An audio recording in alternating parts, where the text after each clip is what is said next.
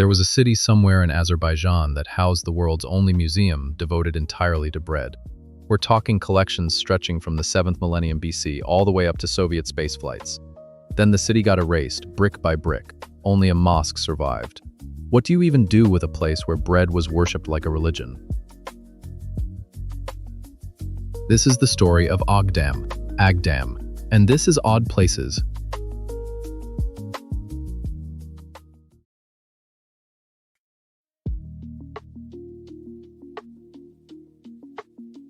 Drive down the highway toward Aghdam in Azerbaijan, and you'd expect to see a city.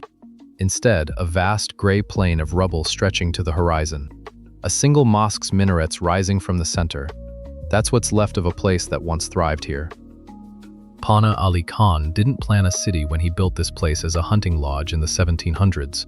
But by 1828, it had evolved into something else entirely. Factories for butter, wine, brandy, and silk sprang up alongside an airport and 2 railway stations. It was a real industrial center. During the Soviet era, it expanded further into a full-featured city with schools, cultural institutions, and a museum that would become one of the most unusual on Earth. You won't find a sign that says Aghdam, but the name itself is a clue. It means White House, and locals swear it refers to a sunlit building Pana Ali Khan once raised near the Imaret Cemetery. Some say the name goes even further back, to an old Turkic word for small fortress. Either way, you won't see any trace of it from this highway. What you will see is the skeleton of an industrial hub reduced to gravel and rebar. We'll get to what happened here in a moment, but first you need to understand what made this city truly unforgettable. Drive down this same highway 30 years ago and you'd see not rubble but a functioning city. And somewhere in it, something you do not forget. Before we continue, if you're enjoying this so far, a like and subscribe really helps us out. Alright, let's keep going. Aghdam housed the only museum on Earth devoted entirely to bread. Not a general history museum with a bread room tucked in the back, a museum where bread was the entire point. It opened on November 25, 1983, and held 2,800 exhibits spanning roughly 9,000 years of bread-making history. Its oldest exhibit? Petrified wheat grains from the 7th millennium BC, discovered at a site called Shalagan Tepe, and handed over by breed scientist Imam Mustafayev. It also held siege bread from the siege of Leningrad, a tiny ration preserved by a baker named Galina Andreevna Kanaeva, who survived the blockade and personally donated it after seeing a TV show about the museum. The collection included bread samples from every republic of the former Soviet Union, plus bread that had actually been sent into space as part of a Soviet program testing food preservation in microgravity. Those space-flown bread samples, they were studied for how extreme conditions affected the most fundamental human food, then returned to Aghdam for display. Bread from every republic made the museum a pilgrimage site for historians and food scholars across the Soviet Union.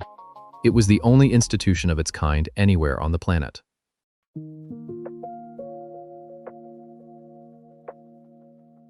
When the Aghdam Bread Museum opened in 1983, it packed 2,800 exhibits into its halls, starting with wheat grains so old they predate civilization itself, unearthed from a nearby archaeological site, and extending to bread that had sustained people through the siege of Leningrad, and even samples from Soviet space flights.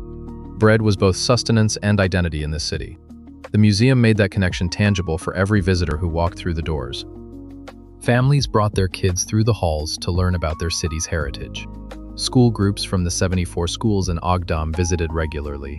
The city was also home to the Aghdam Mugam School, which produced the famous Karabakh Nightingales, a musical ensemble that brought international recognition to the city's unique singing tradition. A place like that, built on centuries of wheat and song, where families brought their children to learn what their city had contributed to the world, must leave traces on everyone who walks through it. What's a place you visited that felt like it held memories you'd never fully understand? Then everything changed. On July 23, 1993, Armenian forces captured Aghdam during the First Nagorno-Karabakh War. The entire population fled eastward.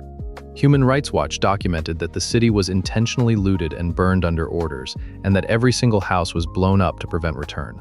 The museum didn't just close, it was erased.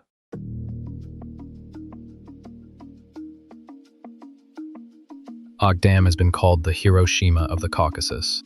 For the total scale of its destruction, for 27 years after the city fell, it was a ghost town.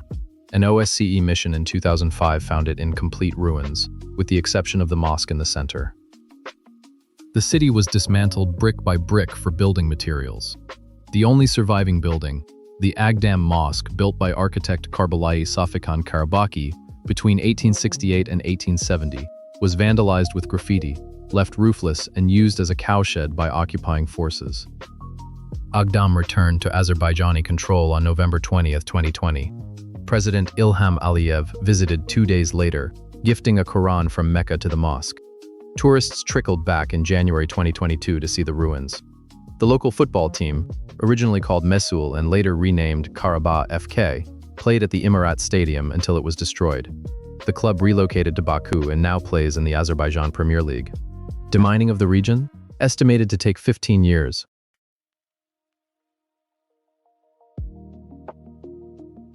The Smart City Plan calls for 100,000 residents, nearly 4 times the pre-war population of 28,000, meaning rebuilt Aghdam will be a fundamentally different place, with no memory of the bread museum.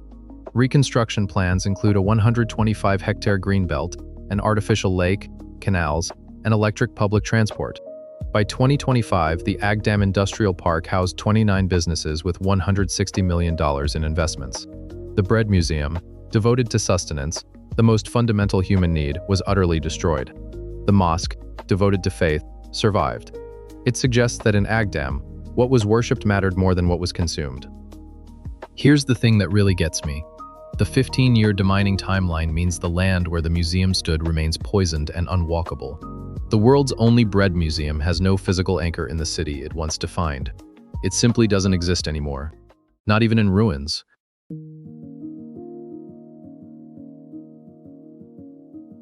The Aghdam Railway and Bus Station Complex reopened May 10, 2025, after 32 years. The first train ran on the Barda-Aghdam line, cities coming back. But the museum's collection was scattered when the city fell, its building demolished along with the rest, leaving the world's only bread museum, without walls, artifacts, or archive. The museum's collection was scattered when the city fell, its building demolished along with the rest, leaving the world's only bread museum without walls, artifacts, or archive.